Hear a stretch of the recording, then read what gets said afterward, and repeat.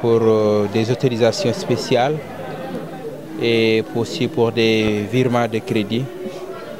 pour nous permettre de soutenir certains projets que nous avons, notamment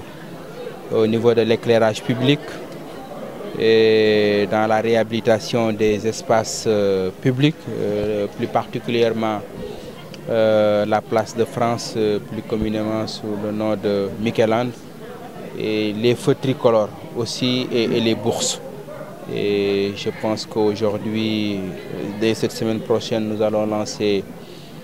l'appel d'offres sur le projet de la place de France. Nous avons aujourd'hui, nous disposons d'une enveloppe de 325 millions.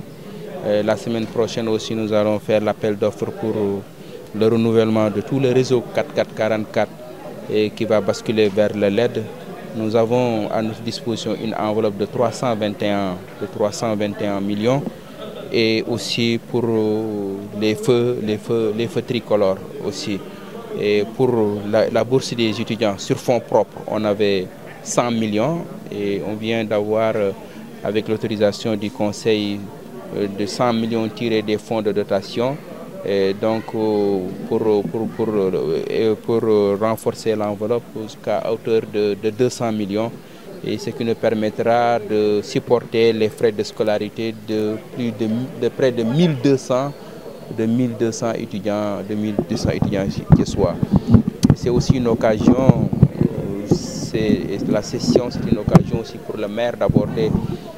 certaines questions, notamment la sécurité publique. Et je pense que le gouverneur a convoqué une réunion la semaine dernière sur la question. Et avec le gouverneur, on va dans les prochaines semaines vers les assises sur la sécurité au niveau de Thiès. Et c'est aussi une occasion pour moi aussi de faire le compte rendu de certaines conventions, de certains projets, notamment avec la ville de Sébastopol. J'ai reçu l'ambassadeur le lundi dernier. L'ambassadeur était à Thiès et avec l'ambassadeur, nous avons tenu une réunion en vidéoconférence avec la ville de Sébastopol. Et nous avons décidé de signer l'accord de convention de partenariat avec Sébastopol au mois de juin en Russie. Et je pense que c'est un partenariat qui pourra beaucoup apporter à la ville de Thiès. Vous avez également reçu mandat de paraffer des conventions dans le domaine sanitaire, notamment avec les hôpitaux de Thiès. Oui.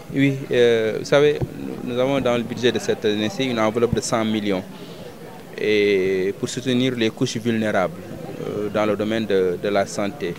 Et j'ai reçu l'autorisation du conseil municipal de signer donc des conventions avec l'hôpital régional, avec l'hôpital Saint-Jean-de-Dieu et l'hôpital d'Izem. Et ça va être des prises en charge pour permettre à ces couches-là de pouvoir se soigner. Le palais des congrès, communément appelé l'auditorium, un sujet peut-être un peu tabou ou sensible. Mais qu'est-ce qu'il faut aujourd'hui pour quand même régler ce débat qui a été porté devant le gouverneur de la région? Ce n'est pas un sujet tabou. Et je pense que j'ai écrit au président de la République à l'époque pour lui parler du problème. Le président de la République avait instruit son premier ministre. On a tenu plusieurs réunions à la primature. Et une chose au moins est actée. Donc, le titre foncier appartient à la ville de Thiès. L'édifice appartient donc à la ville de Thiès. Il était question maintenant d'accompagner l'université pour une année à deux, le temps de permettre à l'université de regagner donc ses propres locaux. Mais aujourd'hui, un constat est fait, il y a des problèmes très sérieux sur le site. Je ne voudrais pas, compte tenu de toutes les actions souterraines qui sont menées de part et d'autre, en rajouter. Mais ce que je sais, c'est que nous voulons récupérer le palais des congrès, communément appelé l'auditorium. Et le conseil municipal est décidé à récupérer ce palais des congrès et j'espère que l'université va coopérer. Et ce serait dommage très sincèrement si cette affaire va encore être source de polémiques inutiles dans la ville. Et je pense que nous avons fait preuve d'ouverture, nous avons fait preuve de responsabilité pendant tout ce temps. Et aujourd'hui, je pense que vous l'avez suivi, c'est tout le conseil municipal uni aujourd'hui qui veut reprendre son patrimoine. Le message du maire par rapport à la journée dédiée aux femmes, déjà vous avez fait présider la session par votre première adjointe. Oui, vous savez, je pense qu'il faut toute une année, les 365 jours, je pense, pour célébrer les femmes. Et les femmes dans ce pays et partout, et je pense qu'elles sont source d'inspiration, sont à la base même, je peux dire, du progrès économique et social. Et partout, quand vous regardez l'implication des femmes dans cette ville, dans tous les domaines. Et c'est pourquoi, d'abord aussi nous, au niveau de notre conseil municipal et notre bureau municipal, c'est un conseil dominé par les femmes. Vous avez vu, le bureau municipal aussi est composé majoritairement de femmes impliquées dans le travail. Vous ne pouvez même pas savoir reconnaître les partis auxquels elles appartiennent, tellement elles sont engagées à travailler pour Thiès. C'est pourquoi j'ai voulu rendre hommage à toutes ces dames, et certaines visibles, d'autres invisibles, qui est à côté du maire, parce que l'on ne parle que du maire, mais qui est à côté du maire, aide le maire dans le travail, et toutes ces femmes-là qui apportent leur contribution tous les jours. Et j'ai voulu rendre hommage à toutes ces femmes du conseil municipal, et à travers la première adjointe que j'ai demandé de présider la session d'aujourd'hui. Parce que nous avons fait un virement de crédit et une autorisation spéciale pour renforcer yenn projet yi nga xamanteni déjà amoon nañ fa xaalis ci budget bi ma mën ci wax rek promenade place de France bi nga xam ne amoon nañ fa 225 millions donc 225 millions ci budget bi, mais biñu démé ba xolat projet bi ak liñ fa bëgg réaliser 225 millions yooyu doyul woon dañ ci yokkaat 100 millions muy 325 millions yoo xam ne aujourd'hui am nañ ko de l'argent pour que ñu engager travaux yi ñu war a def ci place de France bi ñu tuddee woon ko Mikélan. Et dossier d'appel d'offre bi pare na, dinañ ko lancer semaine prochaine. Liggéey boobu aussi lañ bëgg a def ci éclairage public bi, et donc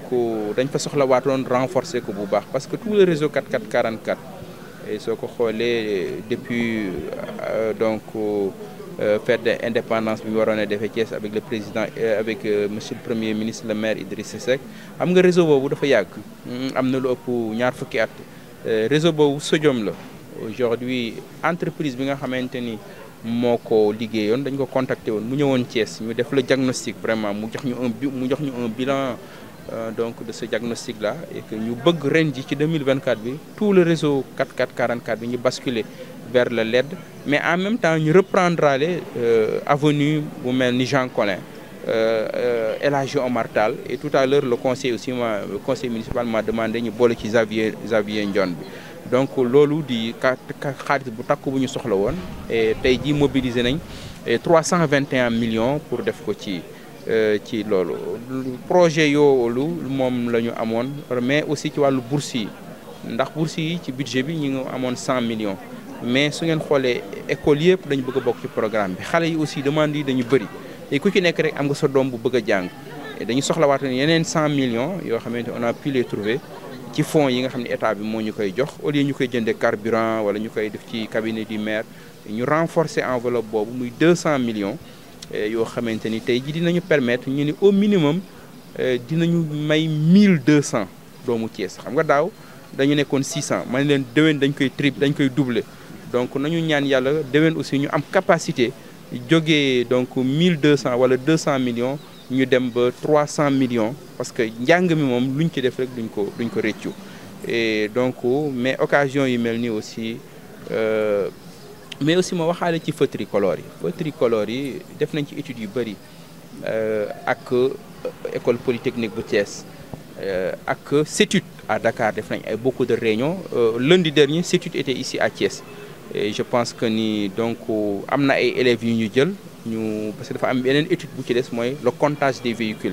ci yenn intersection yi ñaata véhicules ñoo fay jaar par heure parce que loolu lépp dafa baax ci programmation bi donc ñu dem jël ay xale yoo xam dañu nekk ISEP jël ci 26 xale pour que pendant une semaine ñu mën a xam donc flux boobu nan la toll donc pour vous dire que ni projet boobu ñu am ci feu tricolore yi ñu ngi ci avancé nañ ci bu baax a baax et que am nañ yaakaar nañ ci 2024 bi aussi dinañ ko lancer. damay waaw donc dama ni yu mel ni ay occasion la aussi maire ñëwaat sur la vie de l'institution ak yi xew ci dëkk bi donc wax nañ ci waru sécurité bi donc gouverneur woote na réunion lundi ndaxte insécurité bi gis ngeen ni mu demee gouverneur ak ñun ak moom dañu bëgg a dem vers les assises donc de la sécurité ici à Thiès incha allah yaakaar naa ni fan yi di ñëw dinañ arrêté date bi ñu wax aussi conseil municipal bi fan lañ toll ak projet Sébastopol parce que l'ambassadeur de Sébastopol ñëwaat na fi sax laay wax donc keroog altine bi mu ñëwee ñu def réunion vidéoconférence avec la ville de Sébastopol donc ñu def réunion bu yàgg 13h ba 15h donc ñu def réunion bu am solo boo xamante ni presque la ville de Sébastopol ñëpp participé na ci le recteur de l'université participé na ci donc seen chambre de commerce participé na ci ñi gérer seen environnement ak écologie participé nañ ci donc ñi nga xamante ni aussi ñoo nekk dans l'économie sociale donc participer na ci ñoom dimension bi ñu ko jox sax importance bi ñu ko jox sax voilà donc da ngay daf ñu yokk aussi cawarte bu baax a baax mais d'accord nañ ak Sébastopol ñi dinañu signer accord de partenariat bi au sommet de Saint-Pétersbourg le sommet social le forum social de Saint-Pétersbourg bi war a am les 5 et 8 juin donc en Russie dinañ profiter ci forum social de Saint-Pétersbourg bi incha allah pour signer l'accord de partenariat entre la ville de Thiès et la ville de Sébastopol. wala faju monsieur le maire am nga si ay yéene donte gis nañ ne faju yombul ci Sénégal sax mais tey conseil bi ñaaxaat na la pour firnde convention yooyu. waaw parce que dañu am ci suñu budget 100 millions yu ñu war a def ci santé ci li ñuy wax prise en charge maanaam doomu Thiès yi néew doole. feebar wala def ay analyse hospitalisé ci amuñu ku leen jël en charge mairie bi jëm leen a jël en charge mais programme boobu pour mu tàmbali il faut ñu am ay convention yu ñu lié ak hôpitaux yi donc ciblé nañ 3 hôpitaux yoo xam ni jox nañ ñu ñoom seen i proposition muy Saint-Jean-de-Dieu muy hôpital régional muy hôpital 10e donc conseil bi jox na ma autorisation ma signé ak hôpitaux yooyu ay convention bu signature bi amee léegi nag boo ñëwee nga am sa mbokk wala ku feebar néew doole su ñëwee ci mairie bi soo ko indee Babacar dañ koy defal prise en charge bu joxee prise en charge boobu su ko amee bu demee hôpital da koy faj mairie mooy fay donc foofu am nañ ci un fonds de 100 millions donc pour 2024 bi pour dimbali néew gi doole yi ci Thiès. monsieur le maire laata ñuy ñëw si bëccëg bi ñu jagleel jigéen am na lu am solo aussi loo wax suñu mbokku tukulóor yi ak sàllan yi dégg nañ nga tudd 40 millions pour ceeb loolu loo ci leeral. Babacar bu ma dugal boobu question moom kenn du waru ko traité ci rajo ay coono rek la ñuy indil. non mais baax na nga leeral ne événement yi aussi mairie bi mënul faj lépp quoi. si sens waaw donc 40 millions pour ceeb la loolu c'est pour l'année. mais 40 millions ceeb boobu ci la ñuy dimbali ci gàmmu yi ci la ñuy dimbali ci xew-xew yi ci daara yi ci màggal yi Thiès y a tout le temps des activités aussi ak ay dëj yoo xamante ni bu dëj yooyu amee léeg-léeg kilifa mairie bi institution bi dafa war a feeñ donc année bi yëpp donc loolu lay jël dimbali aussi imam yi ak néew gi doole yoo xamante ni mënuloo ko wax léeg-léeg nit ñëw nga gis ko mu nekk ni la donc cin tàkkul wala ay situation yu méttee métti je pense que ni on a dit que ñu amuñu xaalis peut-être boo xam ne chaque jour da ngay jël fay jox nit xaalis gàmm enveloppe xoolal feetu 8 mars yi rek Thiès quartier yëpp ay association de femmes dañ fay jóge ñëw taxaw fii ni dañu monsieur le maire dañu bëgg nga jàppale ñu suñu 8 mars mais boo amee ceeb au moins fait activité yooyu